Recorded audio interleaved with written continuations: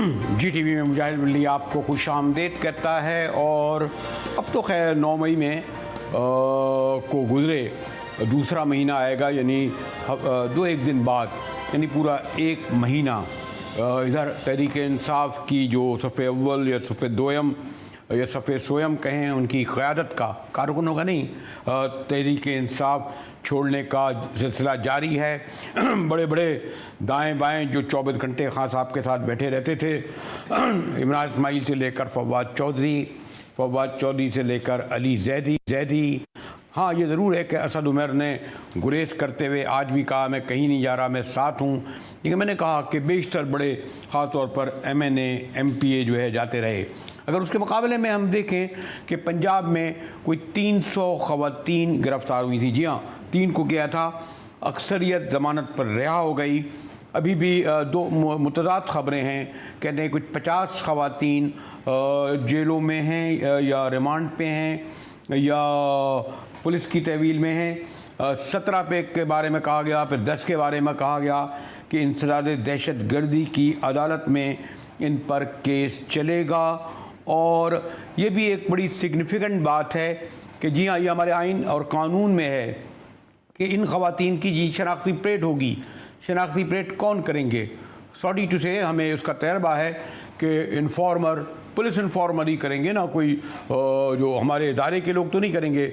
उनको ये फ़ोटो से ये, और फिर वो इन्फॉर्मर न जाने क्यों, जैसे मैंने कहा, 25 दिन बाद भी उनकी शनाख्त नहीं कर सके।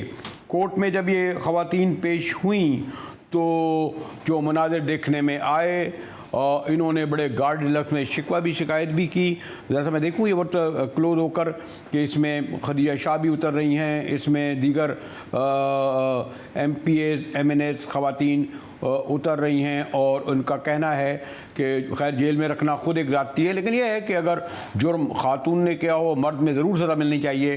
लेकिन इसका क्या जवाब कि 28 दिन गुजरने के बाद उनको अभी तक इंसदाद दहशतगर्दी की अदालत ने उनका केस तैयार नहीं किया है। हाँ, मैं चाहूँगा कि ज़रा ये यास्मीन राशिद को दिखा दें कि जो पिछले 1 माह से इन केसेस में सज़ाएँ भुगत रही हैं, लेकिन डॉक्टर यास्मीन राशिद को अदालत ने बरी कर दिया। जी हाँ, 9 मई के वाक़े में अदालत ने बरी कर दिया।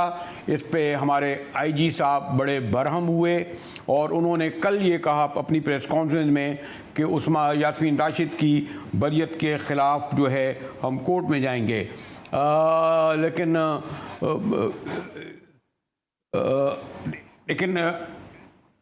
देखिए, मैंने कहा ना कि उनकी जो बरियत हुई, ज़रा देख लें एक नज़र यास्मीन राशिद की, और उसके बारे में हमारे IG क्या फरमा रहे थे। Very obediently to address the issue of appeal against the decision, और बाकी केसेस जो 3 हैं उनमें भी हम पेश कर देंगे। लिहाजा ये तमाम एविडेंस जो आपने देखी, किसी को शक है कि ये यास्मीन राशिद साहबा थी? नहीं, लेकिन अदालत में साबित करने के लिए इसकी तस्वीर, इन खातून की तस्वीर इस वीडियो के साथ मैच कराना जरूरी है, जिसके लिए रिमांड को तलब किया गया था, जो हाई कोर्ट में रखेंगे। लेकिन ख़बर तो यही है कि इसके बावजूद कि अदालत ने उन्हें 9 मई के वाक़े, बल्कि साने मैं कहता हूँ, उसमें ये साबित नहीं कर सकी इस्तग़ासा हुकूमत हमारे मोहतरम IG साहब के इदारे के वो वाक़ई थी, इसीलिए उन्हें बरी कर दिया गया। ये सारी सूरत हाल, बल्कि इससे जुड़ी सबसे अहम बात यह है कि जो इंसदाद दहशतगर्दी की अदालत में भी केस गए, अब वो मिलिट्री कोर्ट्स में भेजे जा रहे हैं। अभी फैसलाबाद की खबर आई, पहले पिंडी के भेजे गए। हुकूमत के माविन खुसूसी और कानून और आइन पर एक अथॉरिटी का दर्जा रखते हैं मोहतरम इरफान कादिर साहब मेरे साथ हैं। कादिर साहब बड़े, मैंने कहा ना कि कानून और आइन पर इतनी अथॉरिटी हैं कि उनसे सवाल करते हुए ख्याल होता है कि किस तरह किया जाए। शुक्रिया इरफान कादिर साहब, आपने एक वक्त निकाला।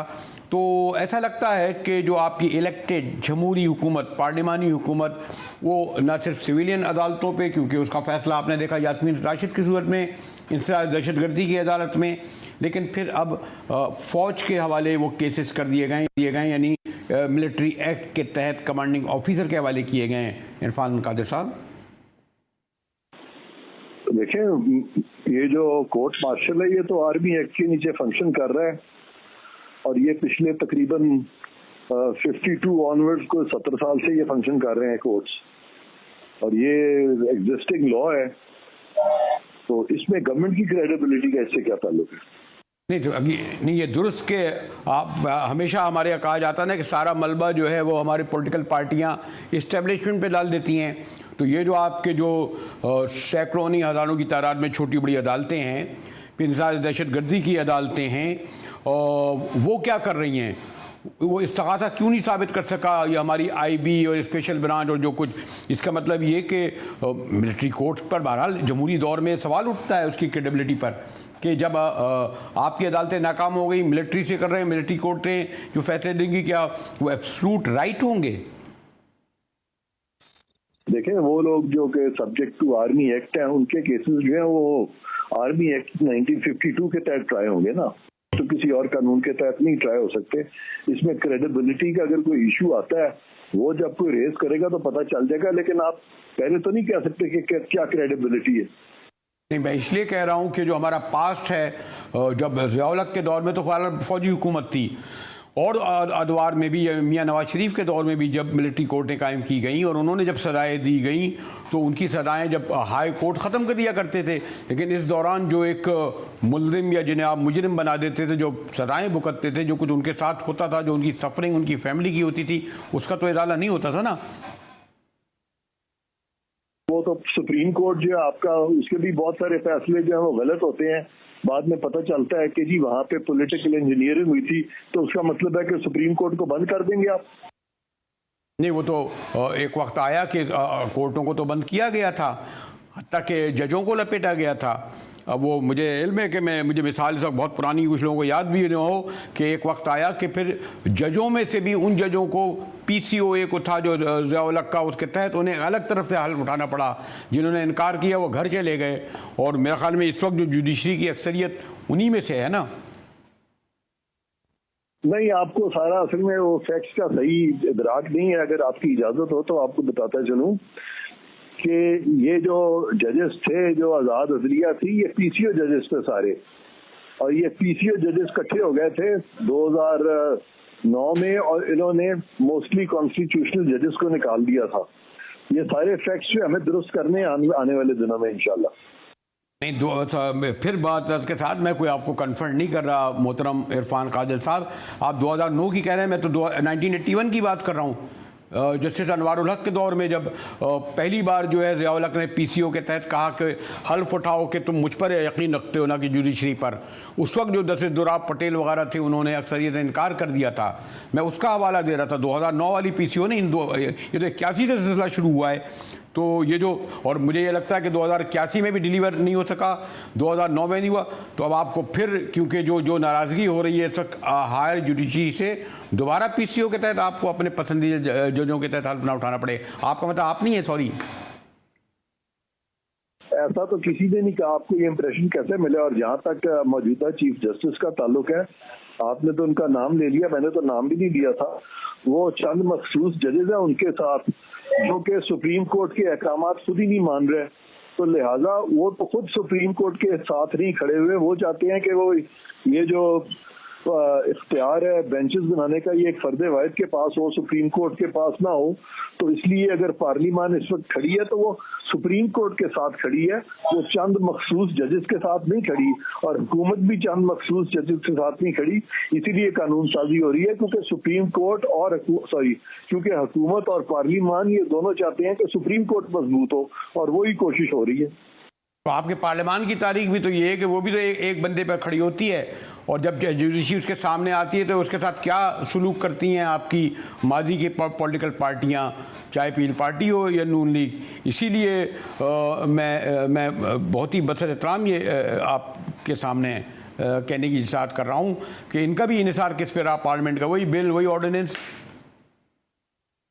ये किसी ने नहीं कहा कि आप जजेस को सब्जुगेट करें, लेकिन ये तो हम कह सकते हैं ना कि 3 या 4 जज मिलके अपनी मर्जी के बेंचेस बना के सारे सुप्रीम कोर्ट को तो ना सब्जुगेट करें ना, सुप्रीम कोर्ट को तो अपने तबे ना कर लेना अपनी मर्जी के बेंचेस बना के। हम तो ये कह रहे हैं, हम भी यही कह रहे हैं कि अगर एक गलती चीफ जस्टिस कर रहे हैं तो दूसरी गलती आप कर रहे हैं। आपका मतलब है कि हमारे ब्रादर जज कर रहे हैं, वो कहते हैं कि बेंचें ये हम बनाओ 5 की, ये 3 की बनाओ।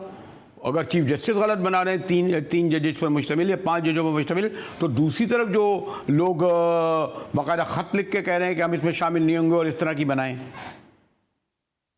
इस वक्त जो वाक़यात हैं वो बिल्कुल मुख्तलिफ हैं। ये वो जो आप जो मिसालें दे रहे हैं इसका कतन इससे कोई ताल्लुक नहीं है जो कि मौजूदा हालात है। मौजूदा हालात तो डिफरेंट है। यहाँ पे तो एक अकेले चीफ जस्टिस है, उनके साथ 2 या 3 हमख्याल जजेस हैं और चंद वो जजेस हैं जिनको कि आउट ऑफ टर्न अपॉइंट करके उनके साथ मिला लिया गया है, और वो सारे सुप्रीम कोर्ट जो है उसको उसके ऑर्डर्स वो खुद ही नहीं मान रहे। ये तो सूरत हाल ही बिल्कुल डिफरेंट है। नहीं, मैं बसर एहतराम में आप जिस सूरत हाल कर रहे हैं, लेकिन आप वकला हजरात या जजेस हजरात, मुझे थोड़ा बहुत मैंने जो पढ़ा है, हमेशा मिसाल देते हैं ना 1835 के एक्ट की, या आपने अभी दी 1952 के फौजी एक्ट की जो आर्मी एक्ट की वो मौजूद है। इसीलिए मैं मिसाल दे रहा था, इसी सज्जाद अली शाह की क्यों मैं मिसाल ना दूं, वो अकेले रह गए थे ना। मैंने तो ये नहीं कहा कि तमाम अदालतों के फैसले दुरुस्त होते हैं। मैंने तो बल्कि कहा कि सुप्रीम कोर्ट के भी बहुत सारे गलत फैसले हुए हैं और हमें उसका अदराक है। और मैंने ये भी कहा कि अगर गलत फैसले सुप्रीम कोर्ट ने कभी कई दफ़ा किए हैं तो उसका मतलब ये तो नहीं है कि हम सुप्रीम कोर्ट को बंद कर दें। तो लिहाजा मौजूदा मिलिट्री कोर्ट्स जो है, कोर्ट मार्शल, वो एक राइजुल वक्त कानून है 1952 का, उसके तहत फंक्शन कर रहे हैं, तो उसकी फंक्शनिंग को तो हम नहीं रोक सकते ना जी।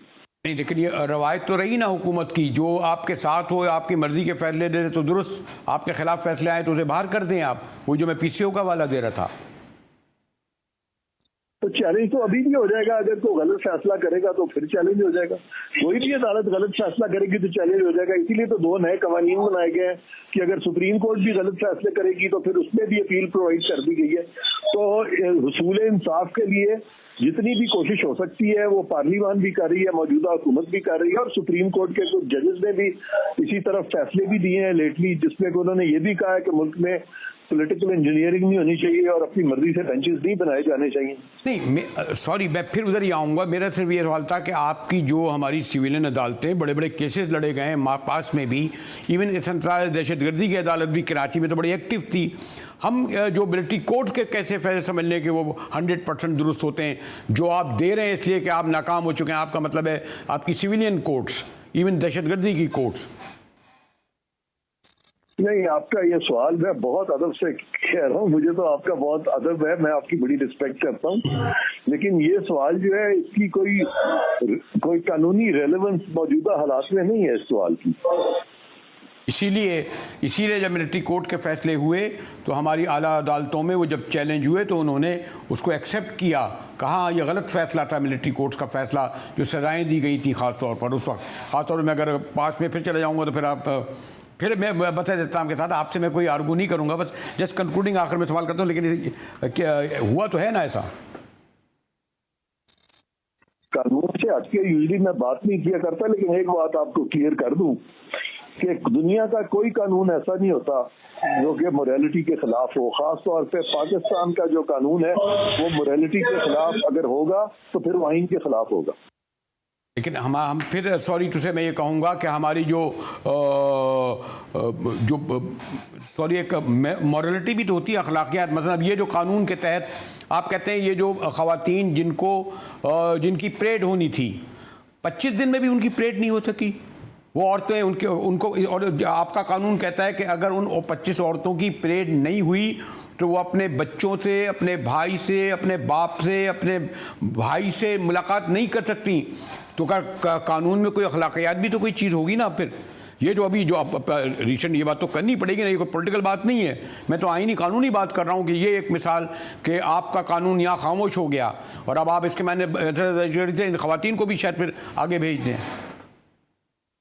देखिए, मैंने ये वाकयात अभी इस सारे मामले के जो आप फरमा रहे हैं वो मेरे सामने नहीं है, इसलिए मैं इज्तनाब करूंगा उन चीज़ों का जवाब देने से जिनके वाकयात मेरे सामने नहीं है। शुक्रिया इरफान कादिर साहब। और मैंने पहले भी गार्डेड अल्फाज में कहा था कि सवाल कर रहा हूँ, और बहुत ही क्योंकि इरफान कादिर साहब बहुत पाए के लॉयर हैं, अभी तो खैर वो माविन खुसूसी वज़ीर आज़म हैं, और मैं अभी भी एक तालिब इल्म के कानून और आइन के उनसे सवाल कर रहा था। उनकी मेहरबानी, शुक्रिया कि उन्होंने बड़े एहसन तरीके से जवाब दिया। और मैं फिर आऊँगा, बहरहाल ये एक मैंने कहा ना कि मैं इवन इस बारे में जेंडर नहीं, ख़वातीन ने अगर जुर्म किया है, मुल्ज़िम है, आगे लगाई हो, उन्हें गिरफ़्तार करें, चाहे मर्द हों या ख़वातीन हों। लेकिन अगर आप एक माह तक भी उनका फ़ैसला ना कर सके तो ये सवाल तो उठेगा ना। इस पर हमारे साथ रहिएगा।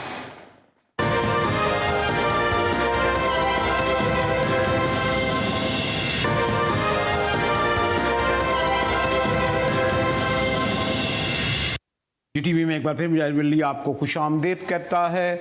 और ख़वातीन का हवाला मैं इसलिए कह रहा था कि वो बहरहाल कितना ही इख्तलाफ हो उनसे हमारे सोसाइटी में एक एहतराम का रिश्ता होता है।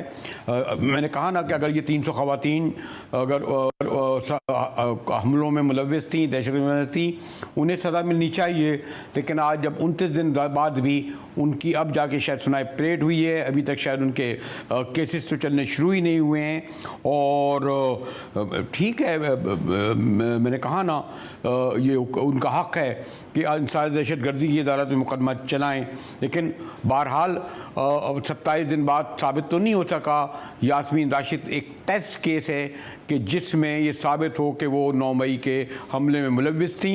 इसने एक पूरा सवालिया निशान खड़ा कर दिया है निगरान हुकूमत पंजाब की और उसकी पुलिस की कारकर्दगी के ऊपर। हमारे साथ रबिया बाजुआ हैं और रबिया से मालूम करूँ। रबिया, आप ये देख रही थी कि जो कुछ ख़वातीन के साथ हो रहा है, हुआ है, और ख़ास तौर पर जैसे मैंने कहा कि एक केस जो ख़ास तौर पर हमने देखा कल, अव्वल तो यही नहीं मालूम हो रहा कि 300 ख़वातीन में से कितनों की ज़मानत हो गई, कितनी गिरफ़्तार हैं, क्या हुआ है रबिया? इसमें सर ये है कि जो ये कर रहे हैं ख़वातीन के हवाले से आपने जो बात की है, वो हमें भी जो सूरत नज़र आ रही है वो बहुत अफसोसनाक है। उसकी वजह ये है कि आइडेंटिफिकेशन परेड के बहाने उनको बहुत देर से डिटेन किया गया है। और दूसरी बात है कि ये एक अलग क्वेश्चन है, लेकिन अगर बनती भी हो तो इतने दिन लगाने की कोई उसमें मतलब ये मेरे ख्याल में ये बिल्कुल गैर कानूनी और इस तरह नहीं होना चाहिए।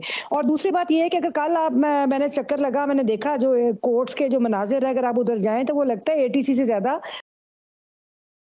मतलब कल जहाँ पे ख़वातीन को डिटेन किया गया था उधर उनके आगे उन्होंने कनातें लगा दी और बिल्कुल उनका किसी से राब्ता नहीं था, उनको किसी से बात करने की इजाज़त नहीं दी जा रही थी। और तो ये जो सारी चीज़ें हैं ये यूजुअली इस तरह नहीं होता अदालतों के अंदर, और ख़ास तौर पर जब ख़वातीन, तो ये सारा जो तरीकाकार है ये बिल्कुल मतलब ही मैं समझती हूँ कि ह्यूमन राइट्स की वायलेशन के ज़ुमरे में भी आता है।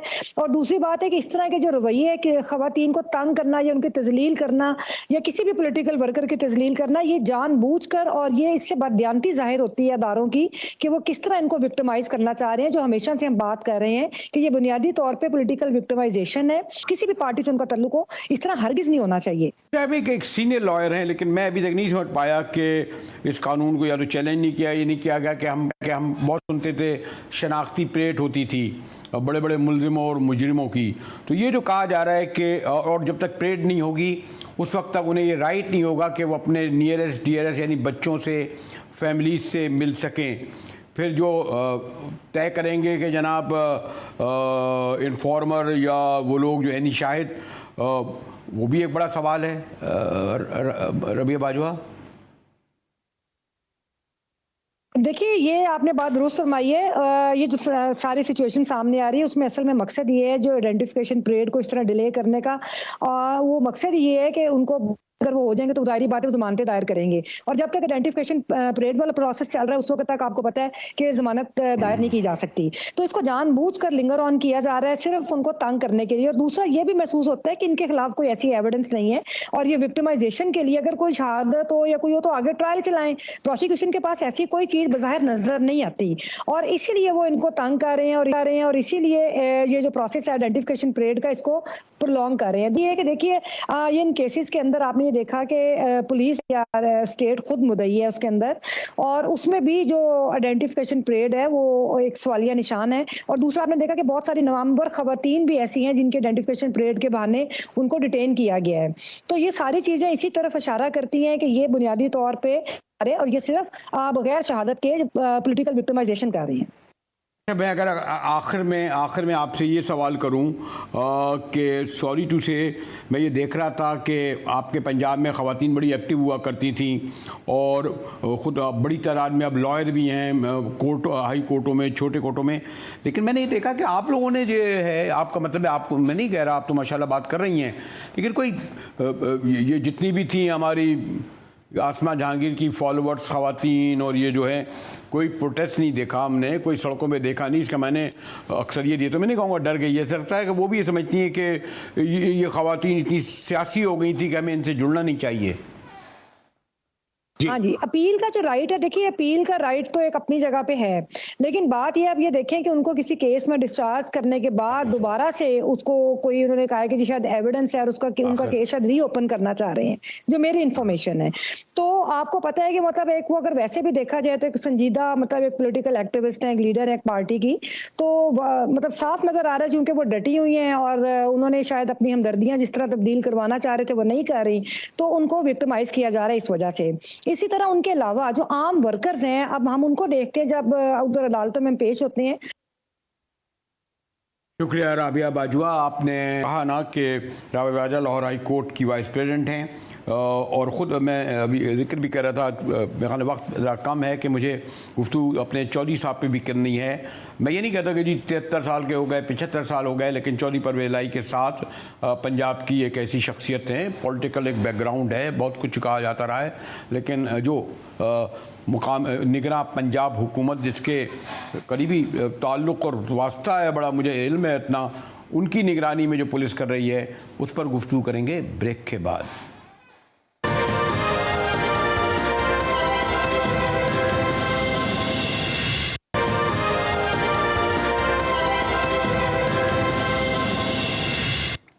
जीटीवी में एक बार फिर मुजाहिर अली आपको खुशामदीद कहता है। और बड़ी बड़ी लंबी ज़मानें होती थी हमारे खान साहब के दाएं बाएं, सुबह से शाम तक प्रेस कॉन्फ्रेंसें, और जिस तरह घिघियाते हुए उन्होंने पार्टी छोड़ी है, उसके मुकाबले में जब मैं देख रहा था कि चौधरी परवेज़ इलाही को एक तो जिस तरह गिरफ़्तार किया गया सड़क से घसीटते हुए, फिर एक अदालत से रिहा होते थे, दूसरी अदालत, दूसरी से तीसरी अदालत, तीसरी से चौथी अदालत, 4 दिन तक उन्हें इतवार से लेकर मुख्तलिफ़ अदालतों में घसीटा जाता रहा। लेकिन बहरहाल एक इस पर बड़ा पॉजिटिव साइन है कि अदालतें हमारी इतनी आज़ाद हैं कि वो देखती हैं कि पुलिस किस तरह केस बनाते हैं। चौधरी साहब को कल रिहा किया गया, बरी किया गया एक केस में, उसके बाद जेल भेजा गया 14 दिन के रिमांड पे। चौधरी साहब ने क्या कहा, देखिए ज़रा। चौधरी साहब ने जितने मर्जी केसेस बना लें, 1000 केस बना लें, 700-800 केस बना लें, कोई फर्क नहीं पड़ेगा। हमने एक शीशा फैलाई हुई दीवार के तौर पर खड़ा हो गए और इनका सबका मुकाबला कर रहे हैं, क्योंकि हम हक सच की आवाज को बुलंद कर रहे हैं। और ये बहुत बड़ा अदारा है माशाल्लाह, और वो हमारा अदारा है। चौधरी साहब का आपने सुना, लेकिन दफ़ा चट्ठा जो एंटी करप्शन के डायरेक्टर कह रहे थे, उनका कहना था कि उन्हें ज़मानत गलत मिली और हमारे पास पूरे शवाहिद हैं, पूरी तैयारियां हैं कि हम जब आएंगे तो यकीनन उन्हें एक बार फिर भेजेंगे वहीं जहां से आए थे। सुनिए ज़रा ज़फ़र चट्ठा साहब का मौक़िफ़।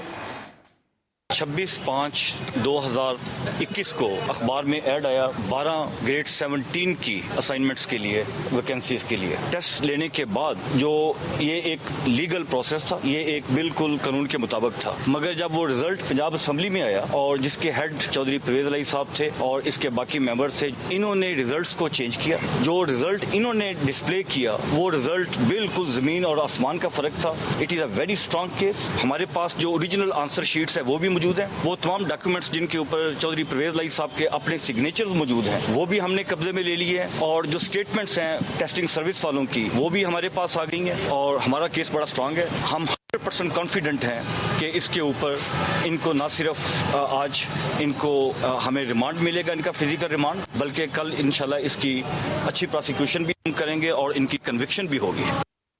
यहाँ चट्टा साहब थोड़ी देर पहले जब केस कल सुना गया उससे पहले कह रहे थे कि हमें लेकिन बहरहाल चौधरी साहब की जमानत हो गई। हमारे साथ बड़े सीनियर जर्नलिस्ट मोहतरम सज्जाद मीर साहब हैं। मीर साहब शुक्रिया, आपने वक्त निकाला। एक तो ये कि चौधरी परवेज़ इलाही साहब के साथ आप तो बहुत करीब से जानते हैं, पिछले 3-4 दिनों से जो पुलिस करती रही, पार्टी तो मुकम्मल तकसीम सफ़े अलग कह चली गई, लेकिन डटे हुए हैं ना चौधरी परवेज़ इलाही तहरीक इंसाफ के साथ, वो कि उसके साथ नहीं थे यानी बानी अरकान में। देखिए भाई, ये 2-3 बातें हैं। पहली बात तो वो फवाद चौधरी है तो फजूल आदमी, लेकिन उसने एक बात बड़े मजे की कही थी कि चौधरी परवेज़ इलाही जो है ये अवामी लीडर नहीं है, ये तो हमारी हांडिया का मसाला है।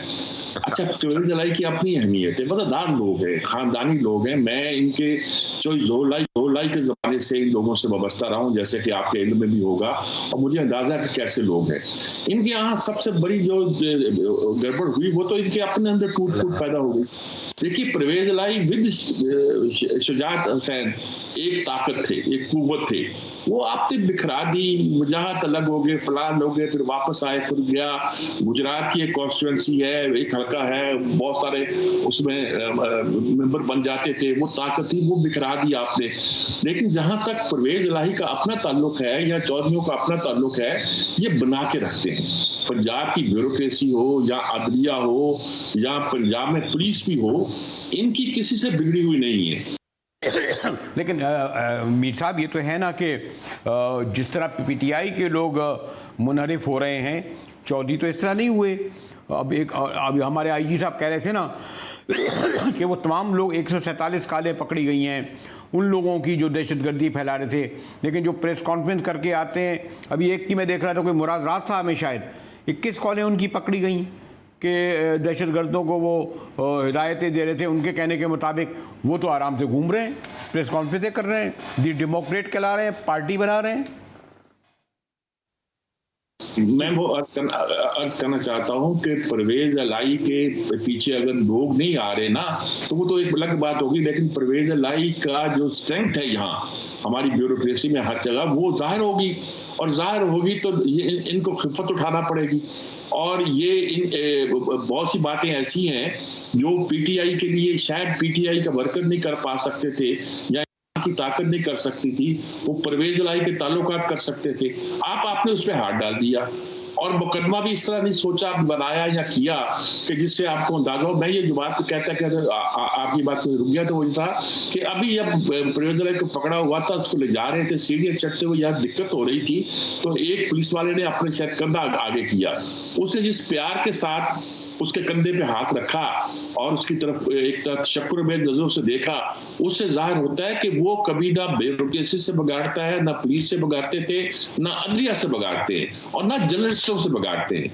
ये एक तरह की एक वजहदार किस्म की सियासत है जो पंजाब में खास सियासत की अलामत थी। आपने उसको छेड़ दिया। अब जब उसने छेड़ा है तो उसके साथ हमदर्दियां भी पैदा होंगी, उसके लिए उसके खिलाफ मुकदमा भी आपने कोई इस तरह नहीं बनाया जिसमें जकड़ा जा सके। मीर साहब, आपने चौधरियों को कहा, मेरा तो कहना इन पे था ना कोई लंगड़वाल फलां ये वो, जिस तरह प्रेस कॉन्फ्रेंस कर रहे हैं और एक प्रेस कॉन्फ्रेंस में सारे गुना धुल गए। नहीं, आप ठीक कह रहे हैं। लोग तो ये पूछ रहे हैं कि वहां तक लोग पहुंचे कैसे, पुलिस कहाँ थी। यहाँ पूछ रहे हैं कि अगर को कमांडर हाउस में अंदर दाखिल हो गए तो जनाब हाउस में तो वापस कैसे आए। बहुत से लोग बहुत से सवाल पूछ रहे हैं जिसको जुबान पर लाते हुए भी बहुत से डर लगता है और जो हालात हैं आजकल के।